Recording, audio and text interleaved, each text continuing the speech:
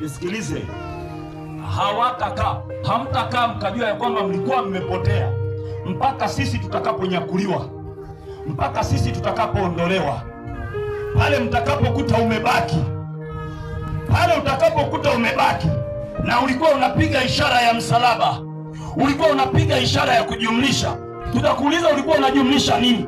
Utakuja kugundua ya kwamba ulikuwa unajumlisha ulevi, uzinzi, unajumlisha umbea, unajumlisha ushirikina, umejumlisha mpaka umetokea ulipotokea. Sasa unapokea matokeo. Anasema siri ya kuasi inatenda kazi. Sio kwamba ilikuwa inatenda kazi miaka hiyo, hata sasa inatenda kazi. Kwa jinsi gani? Ya kwanza, mfumo wa elimu walioaminisha watu kwamba ni elimu ya Mungu na sio elimu ya Mungu. Hakuna elimu ya Mungu inayoruhusu ndoa za mitala. Hakuna elimu ya Mungu inayoruhusu watu wawe wachawi, wawe wazinzi, wawe waasherati. Haipo. Ni elimu ya kishetani.